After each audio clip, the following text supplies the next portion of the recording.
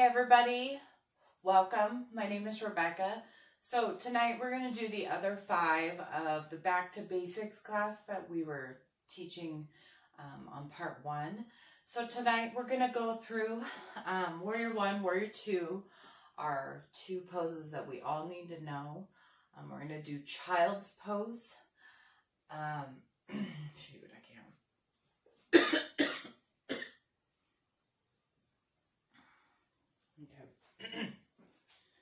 Hey everybody, welcome. Thank you for joining me. My name is Rebecca. So we're going to do part 2 of the Back to Basics class, which we're going to go through Warrior 1, Warrior 2. I'm going to show you Plank Pose, which is one that we all need to know before we attend a class. We're going to go through Child's Pose and Pigeon. So those will be the 5. We're going to start with our warriors. I have a variety of things. I'm going to grab my chair.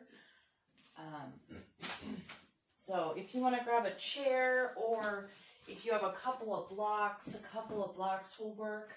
I'm going to show you first off how to do a proper Warrior 1. So you come with your leg bent and you bring your leg back. A lot of classes will teach you to have them in line. Okay, what you're doing is you're putting a lot of unnecessary pressure on your hip. So if you make them like 2 railroad tracks and you bring this one at probably like a 45-degree angle, you're giving yourself a little bit more stability. You can come back and really get into the stretch if you'd like. But a good way for beginners is to shorten your pose, shorten your stance, and it'll help. So like Warrior 2, you're not really shifting your torso. Warrior 1, you want to keep your legs grounded and you want to just shift this back leg forward as well as your torso. So you want to keep yourself facing forward. And then you bring your arms straight up over yourself. Okay. You can get into where you give it a little bit of an arch, but I'm just going to teach you to keep your arms straight up and down. A modification to this would be to drop your leg and bring that leg back. So you have this one this way and this one going in the opposite direction. So you're kind of like a modified T. Okay, same thing, shift around, bring your arms straight up and down. Okay. Also, you can bring this to your chair if you'd like, where you're sitting on the edge. I should probably turn it in. So bring your chair around. You sit on the edge of your chair and you can open up and open up, okay? So your leg is straight, this one is opened up, and then you turn and come in to Warrior 1. I like to keep it on the floor with the modifications that way. It seems a little bit easier for myself, but you choose whichever pose you feel is the most modified. You probably should choose a chair with no arms, but mine has arms, so that's what we get to use today. So you can do it this way. If you need to, you can bring your warrior like this as well. You can put a bend in this leg like you would on the floor. Okay. All right, we're going to show you Warrior 2, which is the second step in the Warrior series. So again, I guess I should just name this whole week my Warrior Week because I've done a lot of warrior poses. So you're in Warrior 1, okay? All you're doing is you're shifting your torso. And you want to make sure your torso is straight up and down on your body, okay? And that you're not giving any pressure to that back leg. So you're just shifting. And this back knee is going to shift, but you don't want that front leg to shift either. So you want to come up into a kind of a modified T. If this isn't comfortable, you can bring your stance out as well. See, my stance is a little bit more comfortable with my legs a little wider, but you can shorten that stance.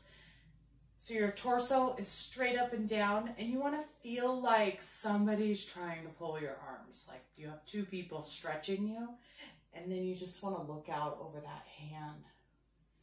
So this is Warrior 2.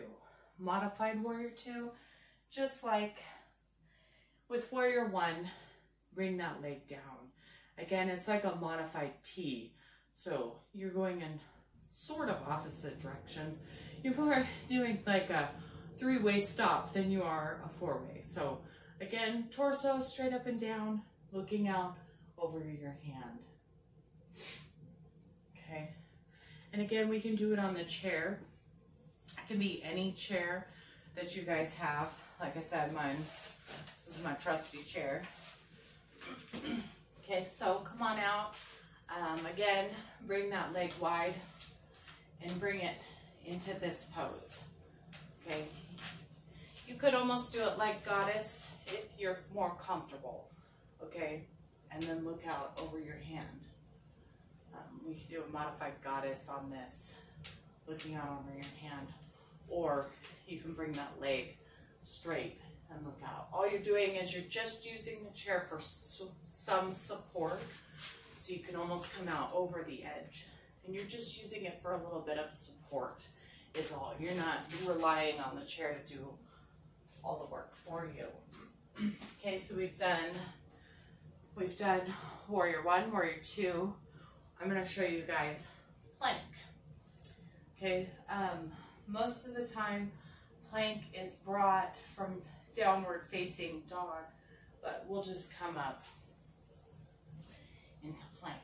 So plank, it's like you're doing a tricep push-up, because you know push-ups are like your hands are facing in and you're doing a push-up. Okay, so a plank is a tricep push-up. Okay, so the outsides of your arms are raining out. I'm going to scoot a little forward. And then you want to stretch one leg out and then the other. And you want to keep yourself pretty level.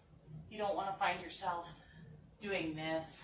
Sometimes I'll do this because it's a little much, because plank pose isn't the greatest thing to do.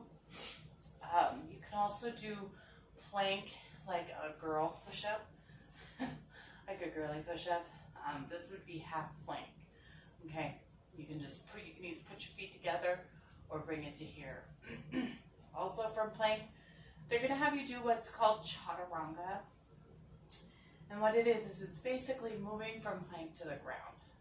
So the best way from half plank is you want to kind of come forward as you're lowering down, and then bring your feet down.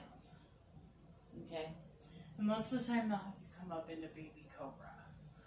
Okay? Whereas when you're in plank, they'll have you come down and you can lay down. Okay? You don't have to do you don't have to do like completely end up or facing dog and all of that. So that would be your plank pose. Okay, so you can also do plank on the chair, which would just be plank on the chair. Okay, and what it's doing is it's giving you a little bit of support. All right, so we're going to do our child's pose, so that's down on the ground. But first I'll have you do pigeon. And so the best way to get into pigeon is to come from downward facing dog. So we'll come into down dog. Okay, catch down dog. All right, remember you can be here. Okay, so you want to raise up into three-legged dog and then come through, bending that knee. Okay, to keep your hip, you can bring a block. Okay, you can scoot a block up underneath your hip for a modified pose. on the ground. And sometimes they'll have you come forward. So you can come forward and bring your head to the block.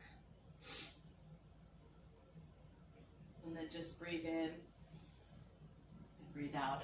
And what you're doing is you're completely taking all the pressure off of yourself. And you're breathing in and breathing out. If you do a yin yoga practice, a lot of times they'll have you hold pigeon in this position. So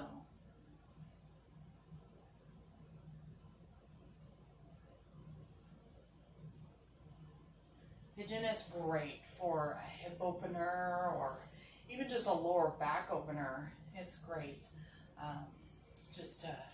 You just do just this pose and you would have amazing results. Again, you can do it on the chair. I'm going to switch chairs. I do have another chair with no arms. So I should have grabbed this chair in the first place. So all you do, same thing, you just bring that leg up onto the chair, but you bring your leg back, and this would be considered pigeon. And you can just hold it. Again, you can come down. And again, all it's doing is just taking maybe pressure off those hips, legs, and knees. You can switch. You can switch sides a lot easier when you're on the chair. So this angle for me shows you guys a lot better on how to do it. Okay? And then we'll do child's pose. Since I have the chair out, I'll kind of show you a version of child's pose on the chair. So sit back and you could just lean forward.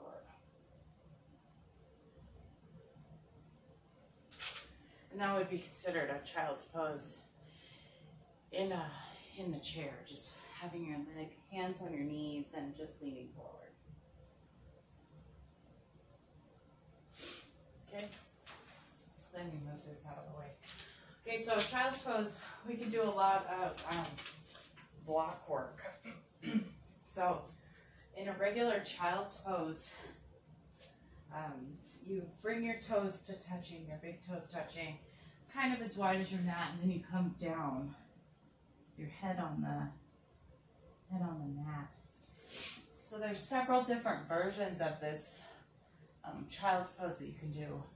You can sit with like a block if you need to, especially if you can't completely come into the pose, and you can just use it as, ooh, I need to turn my block the other way. You can use it as support as well.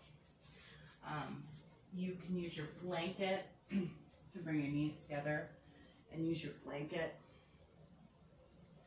to help support yourself as well. You can come down. You can bring your arms or your forearms on your blocks. You can set your blocks up on end and bring them into this position. If you don't have a lot of flexibility in your knees, my mom suffers with not a lot of flexibility in her knees, so you could bring a bigger cushion and put it in with your blocks and come down, and this would be your child's pose. So this would be your child's pose. You have to, sit up, almost squishy. You really have to listen to your body, because if you're going into a pose and it hurts, then you really need to consider stopping. Okay, and consider a different modification. It doesn't mean that you're not good at yoga, because you are. What all that it means is that you just need a little extra help.